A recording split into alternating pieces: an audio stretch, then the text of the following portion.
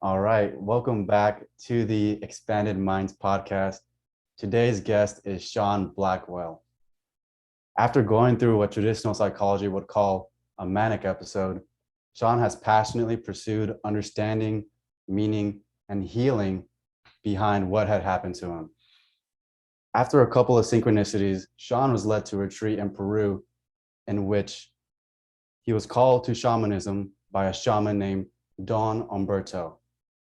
He is inspired by the work of Ken Wilber and transpersonal psychologist Stan Grof, and is certified as a holotropic breathwork facilitator from Grof Transpersonal Training. Sean helps people through online therapy and has hosted many retreats to heal people on a personal level from their bipolar and spiritual emergencies. Sean is also the co-founder of a mental health conference called Crazy Wise, and has written two transformative books called Am I Bipolar or Waking Up? And Breaking Open, Finding a Way Through Spiritual Emergencies, which is his new book. You should go check that out. And so with that being said, Sean, I want to start out with your first manic episode. And let's start with like when you're at the forum. And so Okay. what I'm at was the the Landmark Forum. Yeah, the landmark forum. What about that triggered your mania? And yeah, leading into that episode. Okay. So the Landmark Forum, just so people know, comes out of sort of a lineage from something in the 1970s called EST training. And the idea was basically you put people into a concentrated period of time, like 3 straight days, like 150 people, something like that. And then you introduce a therapeutic approach that's quite confrontational, like sort of gets in your face about things you're doing in your life that you're doing. You don't know you're doing it intentionally, but these things you're doing in your life are causing you problems, but that you get something out of it, And so Landmark Forum was quite confrontational. For example, when we went in the morning, we needed to assure that we would only go to the bathroom during bathroom breaks, which were like every 2 hours, which was reasonable. But to get everybody in the room to agree to all the different kind of rules they had, like this bathroom break thing, took 4 hours for everybody in the room to be on board. And they would not start until everybody was on board. And if you were not on board, you had to leave. So it was like, okay, so we're in this together, right? And they brought up some challenging ideas around what they call things like winning formula, the kind of ways you behave that you think are getting you what you want, but in the bigger picture, they're kind of limiting you or they're not authentic, things like that. And well, there's too much to talk about really, but after a few days, we had this meditation where they had us meditate on our fear. And I didn't think I really felt fear, to be quite honest. I just didn't think that was a thing I had. And when I went into this meditation, it was just a 5-minute thing with 150 people. And then they said, imagine people are trying to kidnap you or they've held you hostage. And I was like, well, that's never happened to me. That seems like a fantasy. But then I switched and I remembered that I had had a scuba diving accident like about 2 months earlier. I was off the coast of Vancouver in the Straits connected to the Pacific Ocean there. And I was 90 feet below sea level and I lost my weight belt. And in that situation, if you panic and you start to like hyperventilate, you can create an air embolism in your blood supply. And by the time you float to the surface, you could be dead. So my training told me that I just had to, because I lost my weight belt, shooting to the surface, I just needed to relax and exhale and let go, But when this came back in the Landmark Forum, the fear that I carried with me in that experience surfaced and I started crying, And then they were like, feel the fear, feel it. And I allowed myself to feel the fear of that moment that I couldn't allow myself in the moment, or literally the fear could have killed me. Because if I went into a panic at 90 feet below sea level, I could have had this air embolism and died, So that happened. I started to feel the fear. And when it came with this big explosion of energy at the heart, which I'd never had anything like that before. Just felt like I exploded. And I was crying some more. And when I finished this process, which was about 10 minutes, 20 minutes, we went for a break and all my senses had started to sharpen. Everything seemed a little sharper, you know. And when I got home that night, um, when I went to the bathroom, what I smelled from my own shit was like much more tangible, you know. I could see detail in towels I couldn't see before. And my parents were really worried about me. I was 30 years old at the time. I had just moved back from Vancouver to Toronto, and they were worried. But I was like, I'm going through something here, you know. And then a few days later on the course, and I talk a lot about it in my book and my bipolar waking up. Don't want to give all the details here, but Yeah. I had a lot of insights into my life, feeling like I had a sense of knowing that I'd never had before. Like I felt like I was always missing information to be successful. Um, I worked in advertising. I was never happy there. And then a few days later, I just felt so complete. I'm in the course. And then I just thought that this is how you feel when you die. And then I thought, that's what happened. I'm dead. I died during that scuba diving accident. And now I'm in this sort of parallel universe, alternate reality. Actually, I thought in the end, I thought I was in kind of a purgatory where I would be going to heaven next, like some sort of heaven or nirvana. I wasn't sure because Is I'd that because studied of your Buddhism. Catholic background? You're thinking that, like during that manic episode, that kind of Well, a belief little system came bit, up? but I'm also using the word heaven so that people who listen to this can identify with it. But also, I had studied Buddhism when I was in Vancouver, and I studied it a bit in university too. So I was aware of the concept of nirvana, which kind of brings a more open-ended look at the afterlife, you know. And of course, nirvana is something that apparently you can achieve by meditating for many hours as well. So I wasn't really sure where I was going, but I knew I was going somewhere. You know, wasn't exactly expecting pearly gates and what St. Peter at the gate. No, not exactly like that. But I was going somewhere, and I thought I died. And so when that hit me, I went in. We were in a hotel for this conference or the course the last day. And I went into this other room, and I just felt like I was going there to meet God. I didn't know where, I didn't know how. Wasn't expecting a man in a beard to show up, but you never know. And then I actually started looking for ways to get through this dimension. Like I was knocking on doors that were connected to the room. I tried to push myself through walls. And then at one point, I thought I was being tested by God, which I found out is very common. And I needed to go to the bathroom, and I peed on the floor there, and then I laid down in it. And I thought this was all part of the test, testing my faith, sort of thing. And then after a little while, I felt energies from different parts of my body leaving. And even when I left my eyes, I thought I was going to be blind. And I threw my glasses on the floor, like away, like I don't need these anymore, kind of thing. And then I heard this bell ringing, which reminded me of church bells, like my Catholic upbringing. Mhm. And that was kind of like the end. And I was confused. I wasn't knowing what's going to happen next. Then security came in, and they wanted me to come with them. And I refused to put my clothes back on. I had taken my clothes off, was down to my underwear, and I wouldn't, because I thought again I was being tested. And then finally the police came, and they were good about it, but they grabbed me and they put me in a hospital bed, shipped me off to the psychiatric hospital.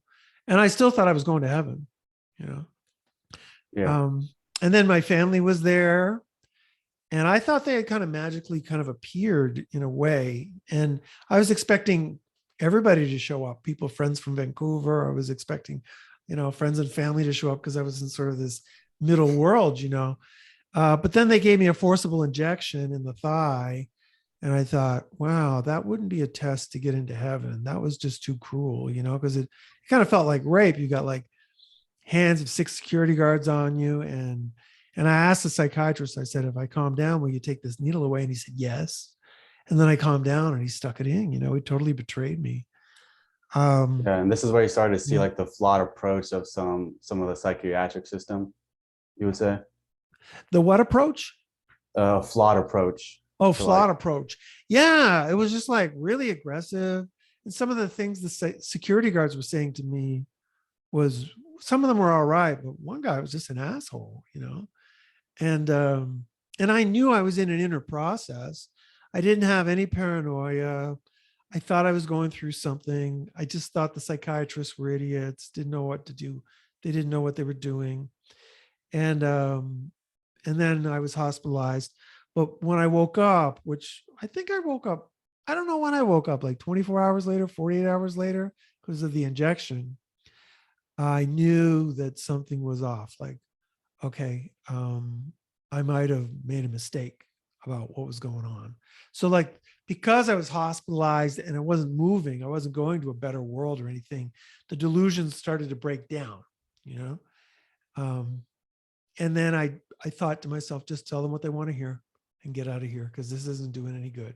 And they don't know what's going on with you. And so that's what I did. I said, you know, my name's Sean, this is my family.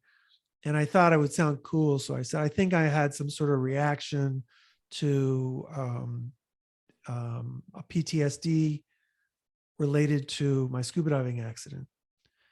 And I thought if they heard that, they'd let me go. And they did. They let me go within 4 days, which is really rare for someone to be hospitalized for really an acute psychosis, thinking you're dead, delusional, you know, being, I wasn't fighting with the police, but I wasn't cooperating, you know, they had to come and grab me. When you yeah, get to that level, you're usually in the hospital for 2 weeks, you know, minimum. And I was in and out pretty quickly.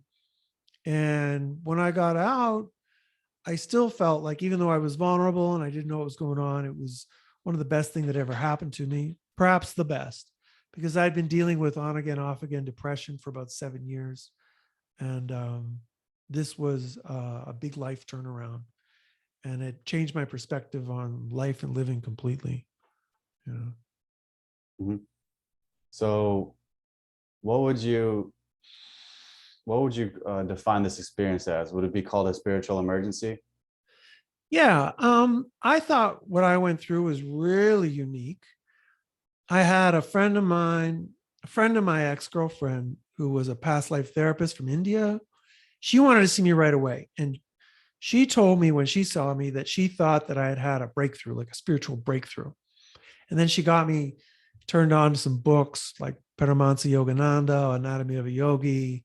I started reading more books on Buddhism, a little bit of shamanism. And what happened after that?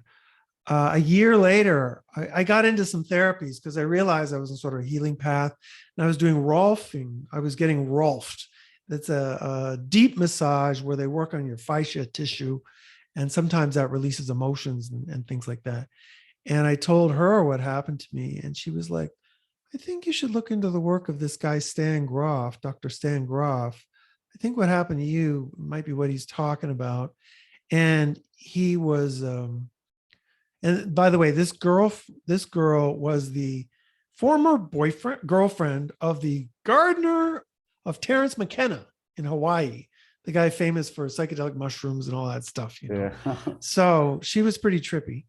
And yeah, and so she told me about Groff. And then I learned his concept of spiritual emergency. And his idea was that if you're going through a non-ordinary process, you're in a non-ordinary state, and the content is very spiritual in nature, feels positive, feels awakening, you might feel like you're Jesus, you might have a sense of oneness connected to the universe, you might feel an expanded sense of love, these kind of things, but it's too much to handle. And you start to get into spiritual delusions like you're here to save the planet or that you've died, then what is being interpreted by psychiatry as an acute psychosis can actually be more beneficial to just play out with medication and call it a spiritual emergency, you know. And when I read his book in the early 90s, when this happened to me in 96, for me, it read like Groff was saying that there's one thing over here called mental illness, and there's one thing over here called spiritual emergency, and they're separate, you know. So right away I was like, well, I didn't have a mental illness. I had a spiritual emergency, because all of the characteristics that he was talking about in his book were what happened to me. I felt like it was beneficial. And when I finally went back to work, I did much better in my job that I was struggling with. My relationships improved. Like everything about my life improved a lot after I had this episode. I was never on any psychiatric medications at home. And it just felt like a real breakthrough, even though it freaked my whole family right out. I mean, it's really difficult for them. Yeah, and it's like that breakthrough that happened was because like the energy channels more in your body were open, and you felt like more comfortable in your own skin and able to, yeah, like communicate more better in your job or whatever that may be, like entail. Sure, yeah. And you get this impression, well, when you're in the sort of psychosis part, that you're dreaming. And that's what really, if anyone ever meets anybody who's in an acute psychosis, it's because the person thinks that they're in a dream state for the most part, you know, where the reality around you, meaning the reality around you is kind of responding to you and your thoughts, you know, like you're sort of inviting these experiences towards your consciousness, you know. And it took me a while to figure out, as I told my brother-in-law, I said, the toughest part when I got out of the hospital was figuring out what's real and what's a dream, you know? And he said, well, when did you figure it out? And I said, I never did, but I got used to the fact, I just got used to living that way. Meaning I got used to living with the idea that the shared reality we all have and we all know, and we think of in very sort of rational and linear ways, has actually a dreamlike quality to it. Dreamlike, it's not a dream. You can still have really dangerous things happen to you. You know, you can't, you know, when you're in psychosis, you can think you can just walk through traffic and, you know, it'll all stop, like you're Jesus or Moses going through the Red Sea, you know. And I've met people who've, you know, had to be hospitalized, you know, because they've lost a foot because they were run over by a truck because they thought the truck wouldn't hurt them, you know, things like that. But there is a certain dreamlike characteristic to living, you know, and there is a realistic aspect to our dreams, you know, like our dreams are not just our imagination. They've got content that's important. And there is a sort of dance between the two worlds, you know. And so I feel like I've navigated that dance ever since. And I'm still learning, you know, I'm still learning. Yeah, that's a dance for sure. Like, because when you're kind of dealing with other realms, or like you could say other energies coming from like a different dimension, Uh-huh. it's easy to get like caught up in it in your mind and not necessarily have it in your body to where it's like fully integrated. So kind of like being able Right. to holistically integrate kind of like the knowledge or experience or the feeling from that place into your body, into your everyday experience, to kind of expand who you are. At least for me, that's what I think of when I hear you say that. Yeah. You've gotta take the time to sort of digest these experiences and make changes in your daily life. And what will happen is that as you integrate, you start to say to the world, you say like, okay, well, you know, I understand that everybody agrees that everything goes in a particular way, but this is who I am and this is what I'm about. And I think we can, you know, do things a little bit different, at least to accommodate what I've got to share. It doesn't mean you just become this impulsive jerk, but it means that the reality around you is a little bit flexible. You know, it can move to your desires to a certain degree. And if you come from the heart, things can shift really in a surprising way that makes things a little bit dreamlike. You know what I mean? Yeah. Yeah. And you said, like, I think one of the things you said in your video was like, you know, instead of using that spiritual emergency and like getting locked up in kind of the whole uh mental health system, instead of seeing it as something wrong with you, like mental illness, you see it as a way to break through to the next level. And so that kind of takes a lot of courage to be able to, if you're going through that acute psychosis or spiritual emergency, it takes a lot of courage to be able to actually work through and break through the other side, rather than like suppress the symptoms that you're currently experiencing. And so I Yeah. really resonate with that, where it's like, Yeah. it does change the way you view the world and the way you think. And if you look back, it's kind of like,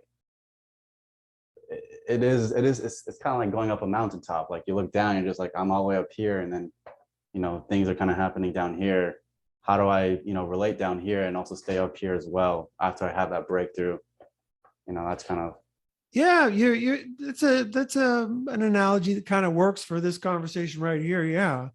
And I would say one of the hard parts is that people get very attached to the mania. They get attached to being on the mountaintop, and they think that that's where it's at. Oh, you want to be on that mountaintop. That's where the real action is. And so people take a lot of drugs these days, for example, to have that mountaintop experience, and that sort of becomes the thing. That's the reality in a sense.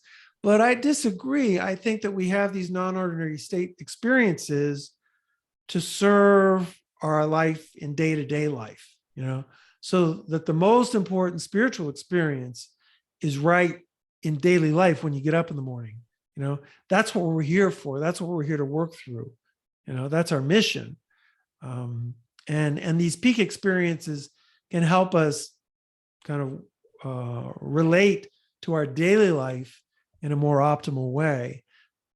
But too often, I think people escape and they say, well, no, this day-to-day life, this is bullshit.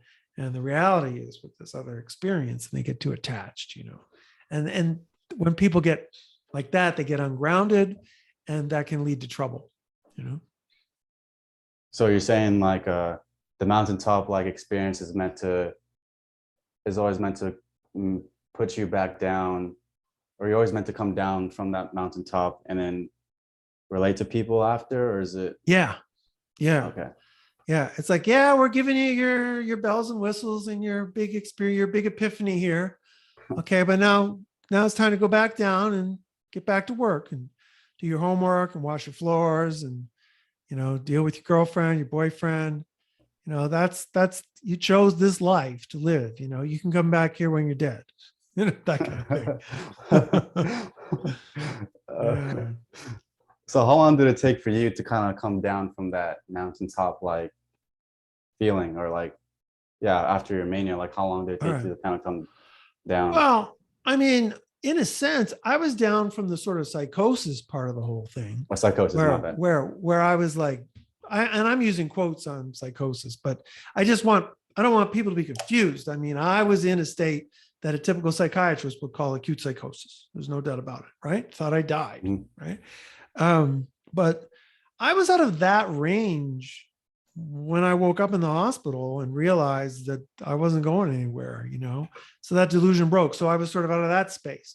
But then the next 2 months at home, I felt very vulnerable, didn't want to see anybody, wasn't ready to see anybody, didn't really want to talk to too many people, just stayed home with my parents, and they were good with me. I just watched TV and studied a little bit and didn't do much, took in some sun in the backyard. And sometimes I would act a little weird, like there was one day, a couple of months afterwards, where I'd had this old car for quite a while. And I was kind of thinking that I'd like to get a new car. And then I parked it in downtown Toronto. And then I went out to do my things. And then I came back to the wrong street and I couldn't find my car. Then I went to the next block and I went to the next block. And then I started to think, well, maybe I made my car disappear. Like maybe I just, with my mind, my car just disappeared. And then I was like, oh, how am I going to explain to my parents that I made the car disappear? Oh my God, Oh, no. Yeah.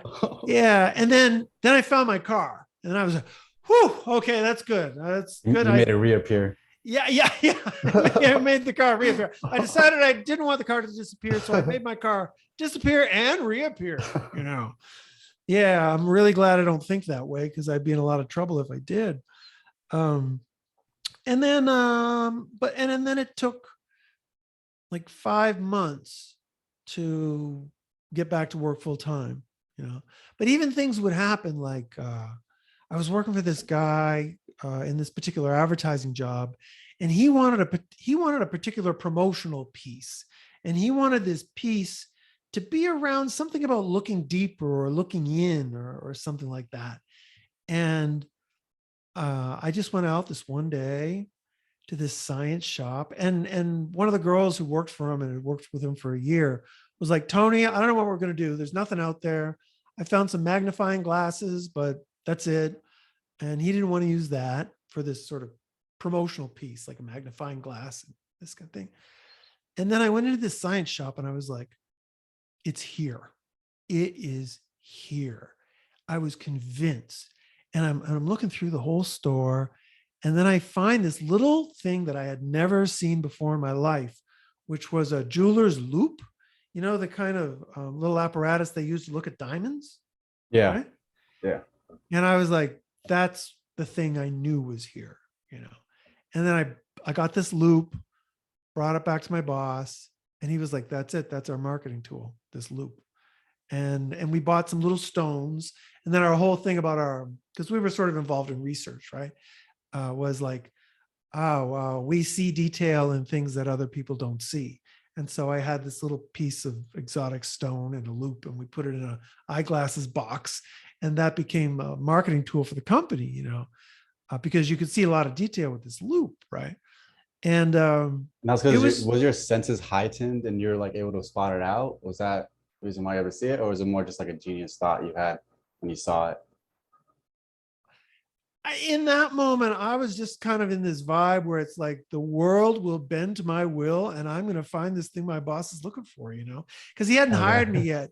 And I really wanted to work for him. He sort of tested me out, and I was like, I'm going to find this thing, you know. And his other worker had said, "Oh, there's nothing out there. There's nothing we could do." And I was like, "No, man." Yeah, man on a mission kind of thing. Like, this is going to happen, you know. This is going to happen. And I didn't have that kind of attitude before. My attitude was more like, well, okay, I'll take a look, but we're probably not going to find anything. It's probably not going to work out, you know, more of a negative attitude. And then even he hired me. I started working for him about a month after I was in the hospital, month and a half. And then I was like, this is too soon. This is too soon. September, I should work for him in September. And that's what happened. I worked for him on and off, and he told me 2 or 3 times that he couldn't hire me. And I'd say, well, what if I did this? And he'd say, okay. And then, I can't hire you. I said, well, what if I did that? He'd say, okay. And then in September, just the way I imagined, he hired me. And he hired me for the exact salary that I imagined. I was like, okay, I'm going to start with this guy at $35,000 a year, Canadian. And that's cool with me. And he sat me down once and he said, I can't pay you much, $35,000. And I was like, cool, we're done. I'm in. Because that was the salary I already imagined.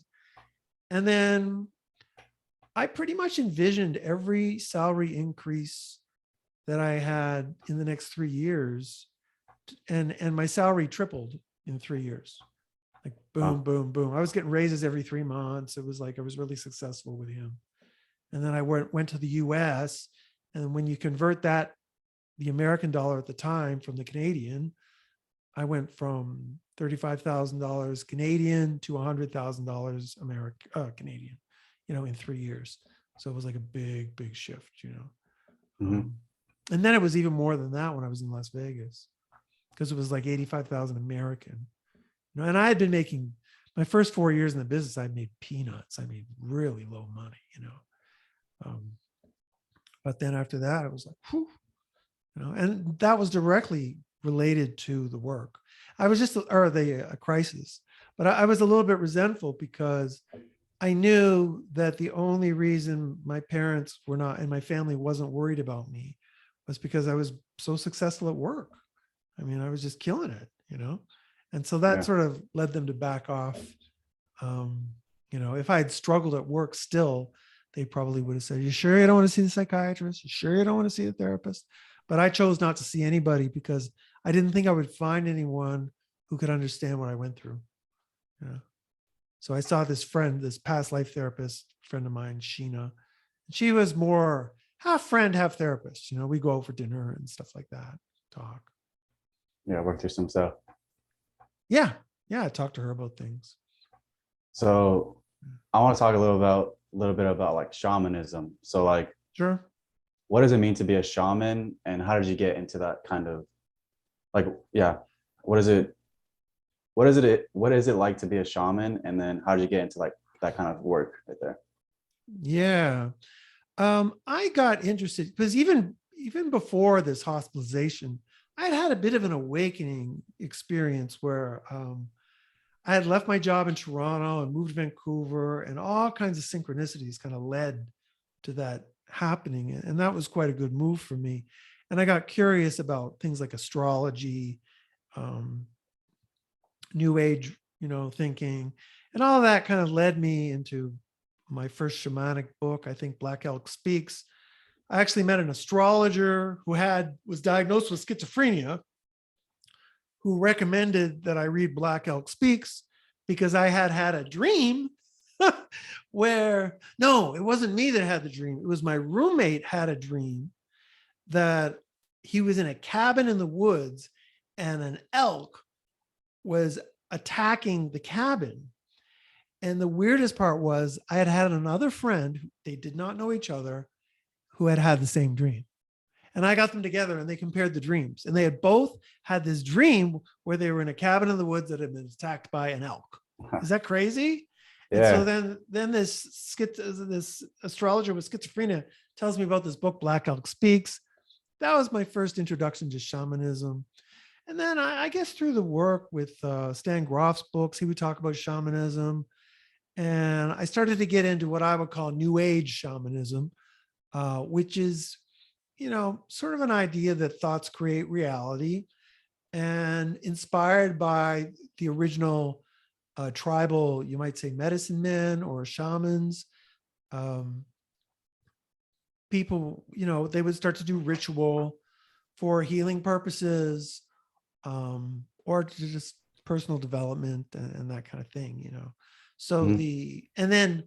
but what you hear in the New Age circles, places like in Sedona, Arizona, and that is that the shamanism that we're doing in these New Age circles is just like the shamanism that was done by the tribes in the Amazon and in Siberia and through the United States, and so there's a lot of inspiration from the North American tribes, the tribal peoples, and that serves as a lot of inspiration.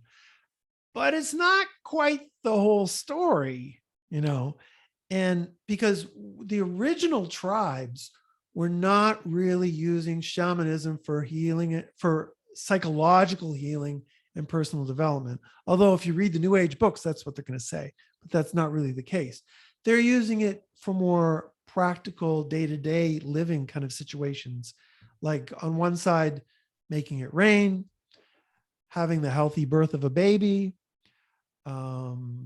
attracting someone that you're interested to be interested in you.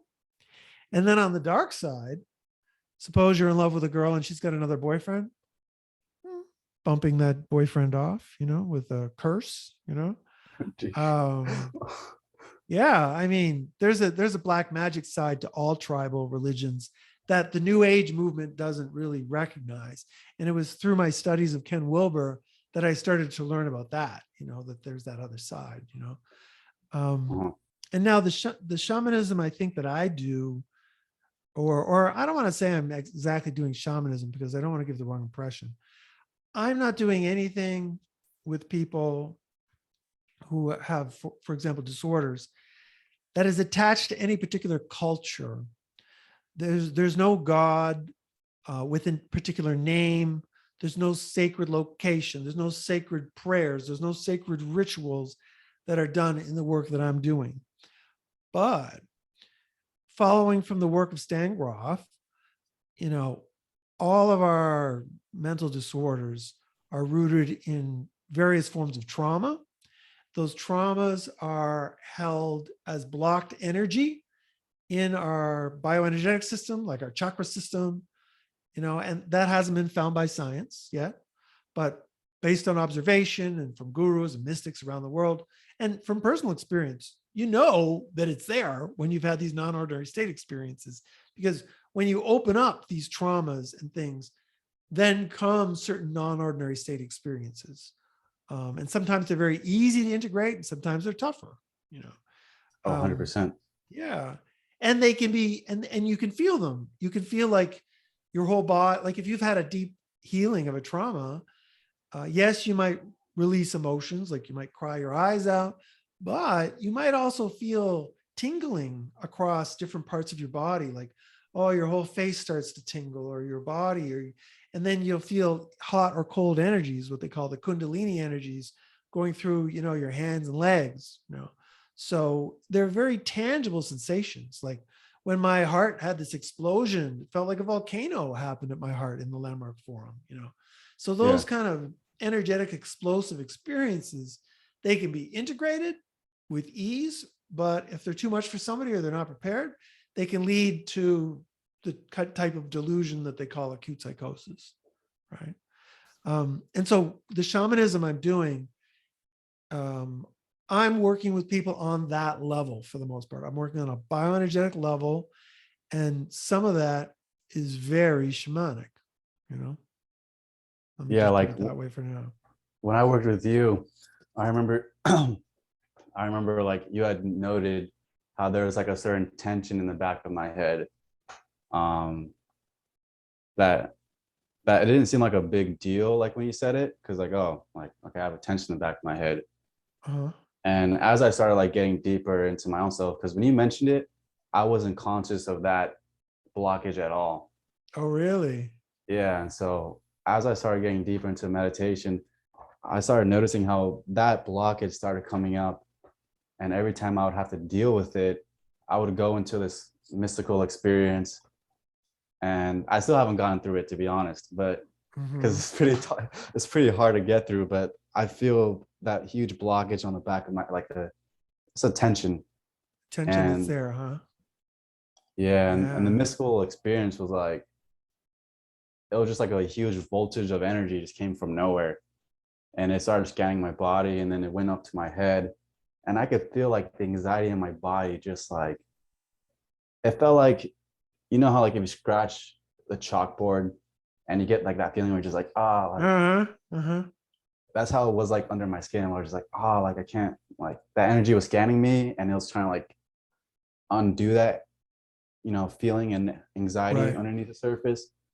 But it was like really hard to just work through, because I'm just like, I mean, I'm still working through it, so I don't necessarily have it all worded out, but for the most part, it's just very hard to let go of for me, that Mhm. particular blockage in my head. But and it And seems did like a lot. were we doing the conscious emotional clearing? Was that We when were you were in doing, the, yeah? I can't remember. We were breathing, and we are like breathing through it. You were breathing through it with me. Okay. Yeah. And just so that people understand, one of the aspects that's really shamanic is that Stan Groff introduced us to the idea of an inner healer, that we've got this sort of spiritual dimension to our bodies. And then when we do non-ordinary state experiences, we can work through these energies in these non-ordinary states. You know, that's sort of the idea. And that's what holotropic breathwork is about. But what I found out in my work is that this inner healer is actually a field, and it can share these energies between people. If anybody knows anything about quantum physics, like this dimension, it doesn't have any time, it doesn't have any space. So like Ezekiel and I, we can be connected on that quantum level, even though he's in Los Angeles and I'm in Sao Paulo, Brazil. You're in Los Angeles, right? Yep. Yeah. Yeah. And so when we were working together, I don't remember the moment, but from what you say, I must have felt this blockage in the neck. And then I'm in a process and I'm like, ah, like this. And I'm like, what is that? You know? I'm just sort of feeling these things through, you know, and that'll happen. I'll get physical sensations related to people's tensions in their body. Like one woman I worked with, I got to the end of a process with her, and I was just like, something happened to your left foot? Because my left foot was just cramping up everywhere. It felt injured or something. Turned out this woman had been born with 6 toes. She had to have one of the toes surgically removed. She also had a hard time walking, which created bunions on her feet, and she needed foot surgery when she was older. So this whole thing about me feeling tension and pain in the foot was like a big part of her life story, you know. And it's just the traumatic energies from all those foot surgeries and problems came to me, and I was ready to handle it, and I could process it that. And so in that sense, the work gets really shamanic, but I'm not singing any songs. I'm not saying any prayers. I'm not going to special gods. I don't have any superstitions to keep evil spirits away. And, you know, as long as you're nice to me, I'm not, you know, putting any curses out there either. I mean, that could be another whole other level, right? That bastard. I'm just gonna, you know, no, I don't do any of that stuff. I don't even believe in that stuff at this level, you know. But people do it. I mean, it's a real thing. It's not a fake thing, but it's not, you know, I just work in a healing way, and I don't have any power over this thing too. That's the other thing. It's this healing field. It's this divine intelligence that works through me, and I just sort of have to get out of the way. And you'll hear that from other shamans and healers that, or channelers, that you sort of have to get out of the way for this healing field to do its work, you know? Yeah, 100%. I kind of did something similar to that as well, because I was part of the charismatic movement with Christianity. Okay. And one of the things that we would do, like we would go out and minister to people. And so we believed in supernatural, you know, signs and wonders and things like that. And one of the things that they would train you in is to be able to pick that up. So sometimes like I would go out and they'd tell me like, oh, if you feel something in your body, like sometimes God could be telling you, oh, like this person has foot pain or whatnot. And I've had instances where that actually was pretty accurate, where like, oh, I felt a tingle in my foot or something. And then I asked the person, oh, you have pain in your foot. And then you would kind of say like, oh, God is telling me you have pain in your foot. So that was like our interpretation of what that was. And so I've been pretty in touch with that as well. Like I would feel it in my body as well. Like if somebody was suffering, or like if they had suffering or pain or injuries, like you would feel that, and as if it was you. Yeah, you can feel these things. And I've talked to a few people, a few healers in sort of Christian movements or various religious movements. And there is some overlap with what I'm doing that you'll find in certain healing groups in various religions, you know. There can be some overlap, but within the religious context, everything is always within that particular religion. So, you know, in a Christian context, well, you need to follow Jesus, you know. And then some of the stuff that is said from the leaders can be a little bit dogmatic, and maybe not so like, oh, you have to say these particular prayers, you know, or you have to pray to this particular saint or angel, something like that.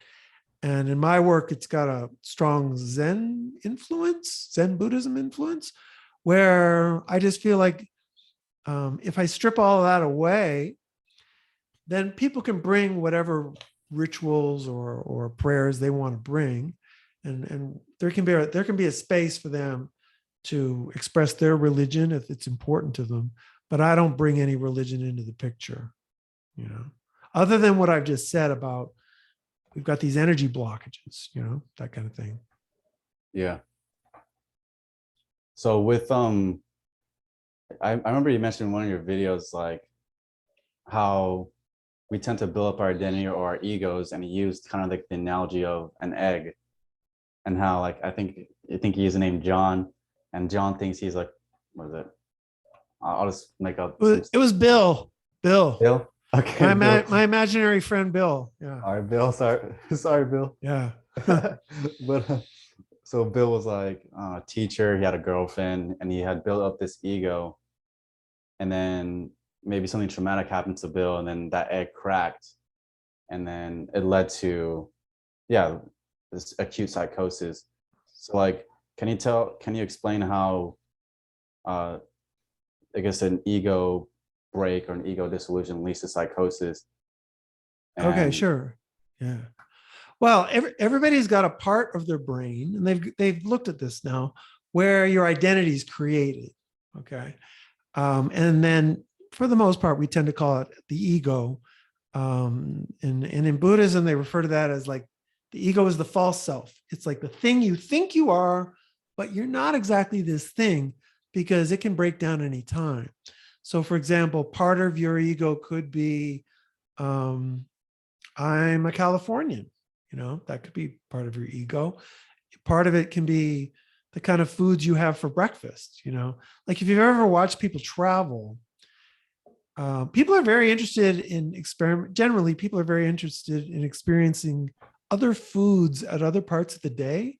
But when people get up in the morning, man, they want their cereal or their eggs or their pancakes. They want that thing that they grew up having.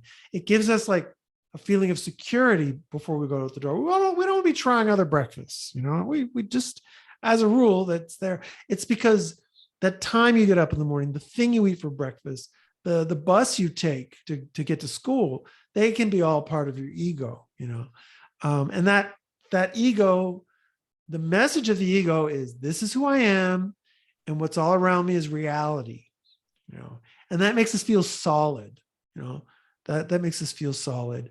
And so, for example, why do so many people in the United States enjoy, and Brazil too, follow fake news? Why do they follow fake news? They don't listen to what's actually happening.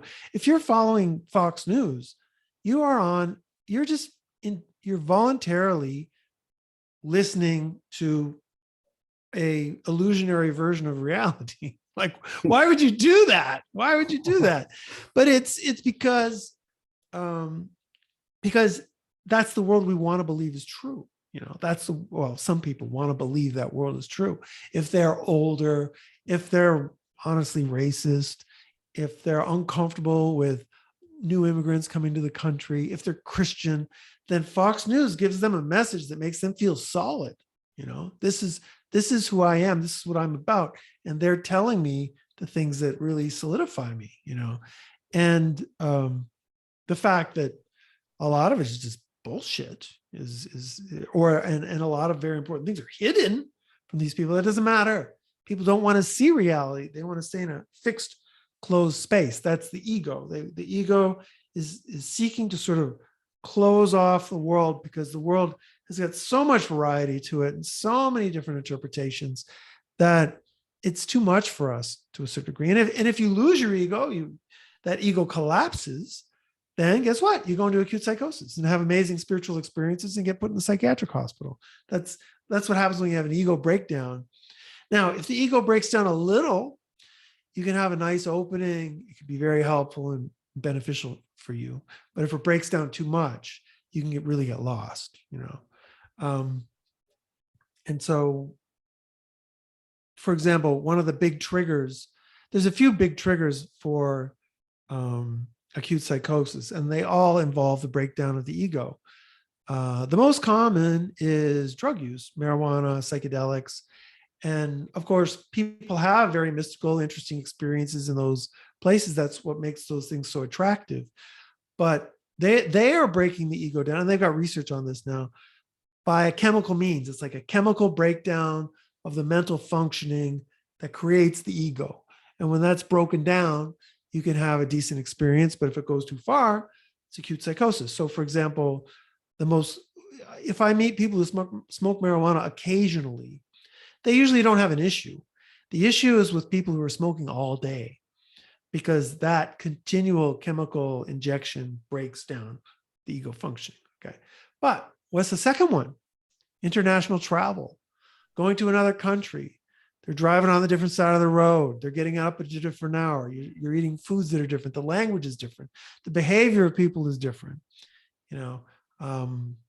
My niece, when she was in Paris, she noticed that everybody on the subway in Paris reads. In Brazil, nobody reads on the subway.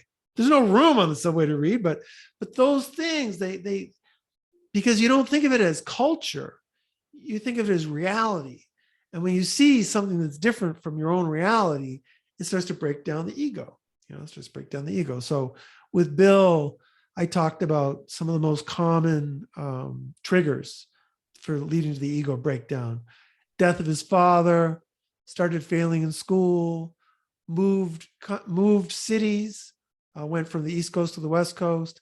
His girlfriend dumped him and he thought he was going to marry her, and then smoking marijuana. And so all those things combined led to an ego collapse for this imaginary character I created, because I had heard those triggers come up so many times for so many different people.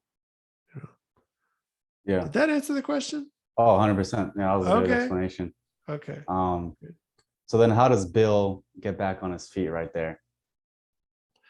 Well, that depends. I mean, it can happen in a few ways. And back in the 80s, they had a couple of homes called Soteria House and Diabases Clinic, these two different clinics. And there was a few other places in the San Francisco area where they recognized right back to the work of R.D. Laing in the 1960s in England, that the intention of acute psychosis is the reorganization of the psyche.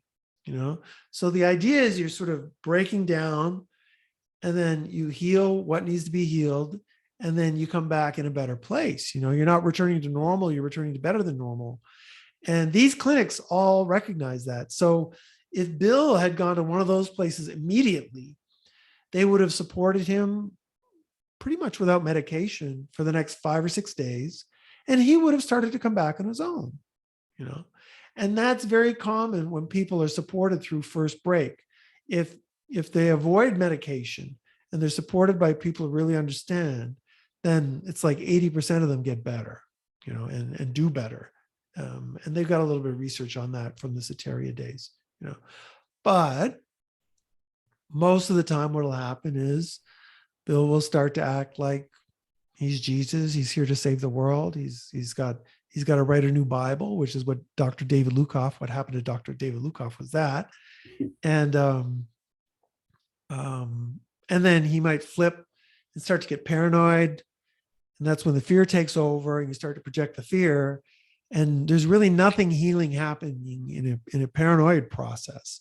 So Groff was very nervous about the paranoid side of things. He was almost like, if it's a spiritual emergency, you can support it. If they're paranoid, you can't. But most people actually have a little bit of both. And at Soteria, they were working with people who were carrying both sides of that, the paranoia and the spiritual, like the love and the fear, Yeah, and that has to do with the spectrum of consciousness from, I think Ken Wilber brings that up, right? Yeah, well, that was my insight. But the idea was that I had was like, the more developed you are as a person and the less trauma you have had in your life, chances are you're going to have more of a spiritual psychosis, which is going to be easier to integrate. And then the more trauma you've had in your life, that does lead to less development as well. And when you have someone who hasn't had the development, who've been highly traumatized, they tend to have more of a fear-oriented psychosis, and it becomes harder to help them. And because the experience they're having is scarier, and their level of trust is not what it needs to be to bond with a supporter, and they don't have the mental sophistication to understand what's going on. They tend to externalize the process. They don't understand that what's going on is an internal process, So there's this big range of this sort of non-ordinary state. And at one end of the spiritual emergency state, there can be people who can work through that with almost no help, like I did. I worked through mine with like no help. Okay. But on the other end of the spectrum, can be people who, no matter how much help you give them, they can't respond to it because it's just too painful. They don't have the sophistication to see that it's an inner process. And it can be potentially dangerous to work with people like that.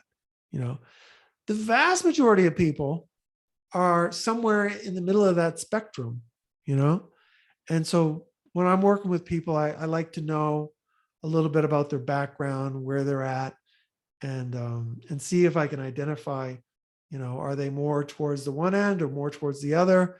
It gives me an idea of whether it's a good investment or not for them to work with me, Because Yeah. if I'm charging $5,000 or $10,000 for a retreat for somebody, once you include all the expenses, and it's going to be a failure for them because they don't. It just seems like too much of a stretch for them to be able to do what I'm asking. I don't want to do that. I mean, that'll be a bad experience for them, and potentially a dangerous experience for me. But if they're at that other end of the spectrum and I can see that, then it's like, okay, let's do some work. It's going to be tough, but I think we can help you a lot. It could be a good investment for you, you know? Yeah.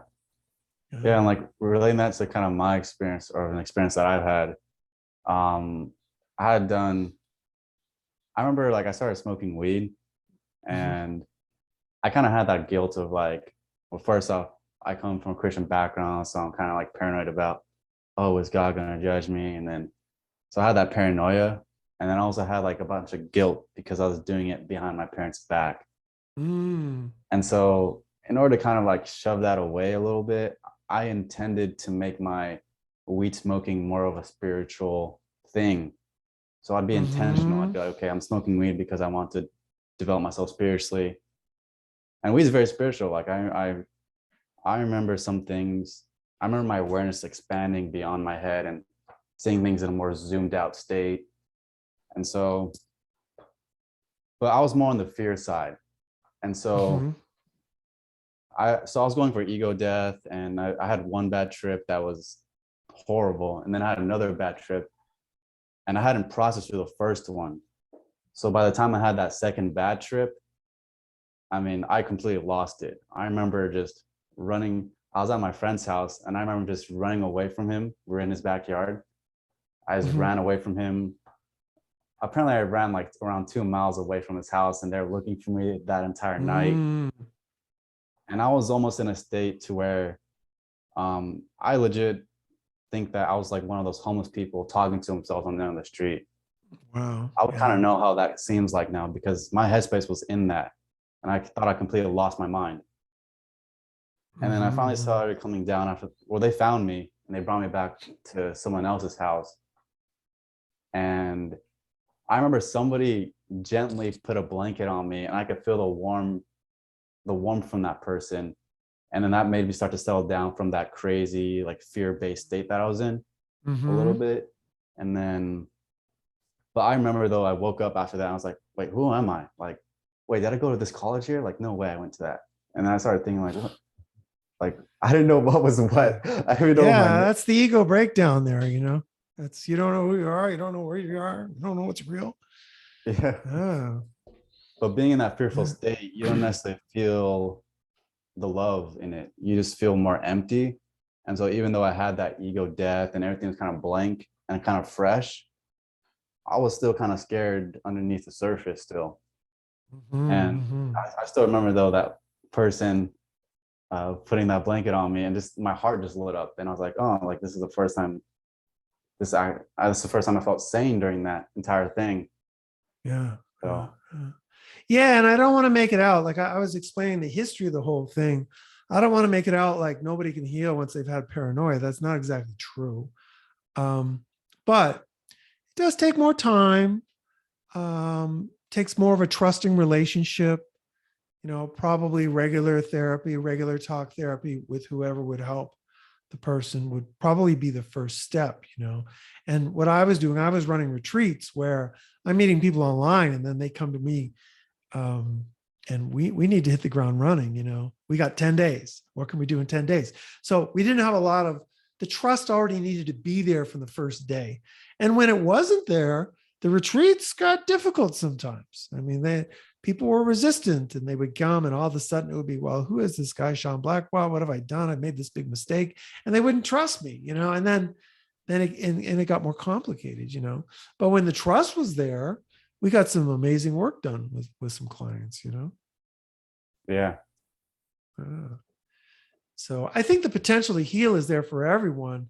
It's just when you're in a whole world where everything is like it's a chemical imbalance, you need to take medications for life, and there's no support for any alternative, very limited support. There's only so much you can do in that limited cultural context where you've got no support. and if something goes wrong, you could end up in jail. So you got to be careful about who you're working with. Yeah. And I liked reading, when I read your book, it helped me relate to other people as well. Like, because especially since I've been through those traumatic experiences with drugs, at least, there was people there that went through that. And it seemed like they had a way worse than me. There was like this one person that like went to, I think it was Jules. I was under the story Jules, and they're like in another country doing an ayahuasca retreat, and they had to like get back home. What is it? They had to get back home, but they were in such a, or that psychosis already kicked in, and they're trying to make their way back, and it was almost like they're in a video game, and they're trying to like just navigate through that, and it was kind of hard for them to get through. But I mean, that's kind of being in that deep labyrinth in your mind and being able to work your way through it, and seeing people break through that and come back to sanity and to their senses is it opened me up a bit. So I think you're talking about Jules Evans' story in the book Breaking Open, right? yep. Yeah. Yeah. And Jules was an editor. And just to clarify, it's not really my book. It's not my book. I have a chapter in the book, Okay, but that's like, if you're going to say, well, whose book is it? It's probably the book of the editors. And that would be Tim Reed and Jules Evans. I consider it sort of their book. And then there's 12 contributors, or 12 or 14 contributors. And I'm one of the contributors to the book. But they were how'd you guys nice. like get that together? Well, I met Tim at a conference in 2015 where I was presenting my work at a transpersonal psychology conference in Greece. And he came up to me afterwards and he was like, that's the best presentation on bipolar disorder I've ever seen. And I was just, thanks. I had no idea he was like a veteran British psychiatrist of like 30 years of experience. I had no idea of his credentials. He was just a guy in the audience for me. But then I heard afterwards and I was like, whoa, I mean, that's pretty cool. And he also studied, Stan Grof's work. He was a certified holotropic breathwork facilitator. And he was very interested in the topic of spiritual emergency. I forget how him and Jules met, but they're both in the UK. And Jules is a writer. He posts a lot of articles on Medium.